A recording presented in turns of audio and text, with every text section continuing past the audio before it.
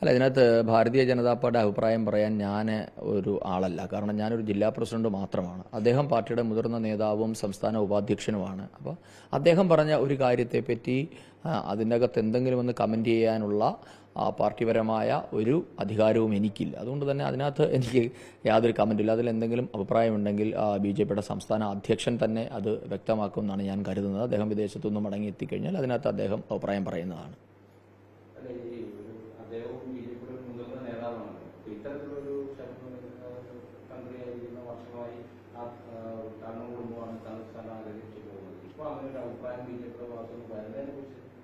അല്ല, അതാ ഞാൻ പറയും, ഇതിനകത്ത് യഥാർത്ഥത്തിൽ അദ്ദേഹം പറഞ്ഞ കാര്യത്തിന് എന്തെങ്കിലും തിരുത്തോ അതിനെ സെക്കൻഡ് ചെയ്യണോ വേണ്ടുമെങ്കിൽ അതിനുള്ള അധികാരമുള്ള സംസ്ഥാന അധ്യക്ഷനാണ്. പിന്നെ രണ്ടാമത്തെ ഒരു കാര്യം, ഇതിനകത്ത് രാഷ്ട്രീയ പാർട്ടികൾ അഭിപ്രായം പറയേണ്ടതുണ്ടോ എന്നുള്ളത് കൂടി നമ്മൾ പരിശോധിക്കണം. കാരണം ഇതിനകത്ത് രാഷ്ട്രീയ പാർട്ടികളുടെ അഭിപ്രായത്തിനല്ലല്ലോ പ്രസക്തി.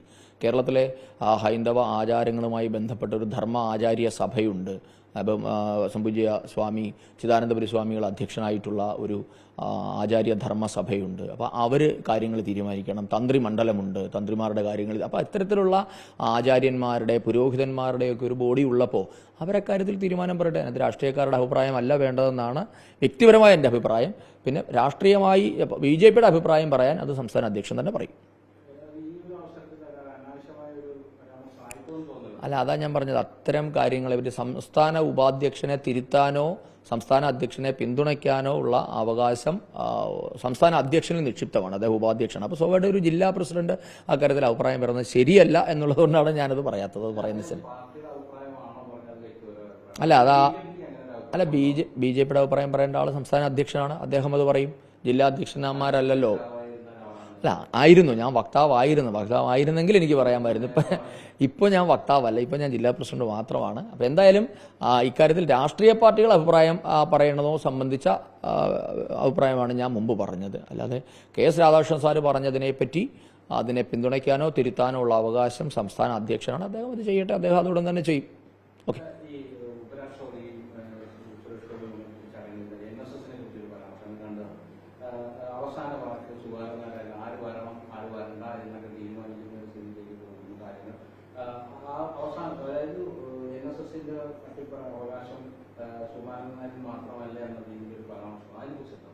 അല്ല, അങ്ങനെ ഒരു പരാമർശം നടത്തിയിട്ട് എൻ്റെ ശ്രദ്ധയിൽപ്പെട്ടിട്ടില്ല. ആ കാര്യം ഞാനത് കണ്ടിട്ടുമില്ല. അങ്ങനെ ഒരു പരാമർശം നടത്തിയിട്ടുണ്ടോ എന്ന് എനിക്കറിയില്ല. ഉപരാഷ്ട്രപതി പറഞ്ഞ കാര്യമല്ല അത്. അതെ, ഉപരാഷ്ട്രപതി പറഞ്ഞതുമായി ബന്ധപ്പെട്ട് സ്വാഭാവികമായും ഈ മന്നം, NSS, SNDP, ഗുരുദേവൻ, അയ്യങ്കാളി, KPMS എന്നൊക്കെയുള്ളത് കേരളത്തിൻ്റെ പൊതു സ്വത്താണ്. അത് ആരുടെയുമല്ല. മന്നം എന്നുള്ളത് ഒരു നായർ നേതാവല്ലല്ലോ. മന്നം എന്നുള്ളത് കേരളത്തിന്റെ പൊതുസ്വത്താണ്. അദ്ദേഹം ഭാരത കേസരി എന്നാണ് അറിയപ്പെടുന്നത്, അല്ലാതെ നായർ കേസരി അല്ലല്ലോ. അപ്പോൾ സ്വാഭാവികമായും ഭാരതത്തിന്റെ മഹാനായ പുത്രന്മാരിൽ ഒരാളാണ് ശ്രീമാൻ മന്നത്ത് പത്മനാഭൻ. അപ്പോൾ അങ്ങനെ വരുമ്പോൾ അത് എല്ലാവരുടേതുമാണ്. അതുകൊണ്ടാണ് അങ്ങനെ പറഞ്ഞത്. അപ്പോൾ അദ്ദേഹത്തിന്റെ സമാധി സ്ഥലത്ത് വന്നിട്ട് ഉപരാഷ്ട്രപതി കയറരുത്, അല്ലെങ്കിൽ ഉപരാഷ്ട്രപതി പ്രധാനമന്ത്രിയോ ഉപരാഷ്ട്രപതി ഇനി ആരുമായിക്കോട്ടെ, ഒരു പൊതുപ്രവർത്തകന്, ഒരു സാമൂഹ്യ പ്രവർത്തകന് അദ്ദേഹത്തിന്റെ മാർഗദർശിയായ ആളുടെ സമാധി സ്ഥലത്ത് ചെന്ന് ഊർജ്ജം ഉൾക്കൊള്ളണം എന്ന് തീരുമാനിച്ചാൽ, അദ്ദേഹത്തിന് ഒരു ആദരം അർപ്പിക്കണമെന്ന് തീരുമാനിച്ചാൽ അതിനെ തടയാനുള്ള അവകാശം ആർക്കുമില്ല. അതൊരു യാഥാർത്ഥ്യമാണ്. കാരണം അവരൊക്കെ കേരളത്തിന്റെ, രാജ്യത്തിന്റെ, ഈ ലോകത്തിന്റെ തന്നെ പൊതുസ്വത്താണ്. കേരളത്തെ ഇന്നത്തെ കേരളമാക്കുന്നതിൽ പ്രധാന പങ്ക് വഹിച്ച ആളല്ലേ ശ്രീമാൻ മന്നത്ത് പത്മനാഭൻ. അപ്പോൾ അദ്ദേഹം ഈ കേരളത്തിന്റെ ആധുനിക നവോത്ഥാന കേരളത്തിന്റെ ശില്പിയാണ്. അപ്പം അങ്ങനെ ഒരാളുടെ അടുത്തേക്ക് പോകരുതെന്ന് പറയാൻ ആർക്കും അവകാശമില്ല. മന്നം എന്നുള്ളത് എല്ലാവരുടേതുമാണ്, അതൊരു സമുദായത്തിന്റെ മാത്രമല്ല. അതാണ് സുവ്യക്തമായ അഭിപ്രായം. ഓക്കെ.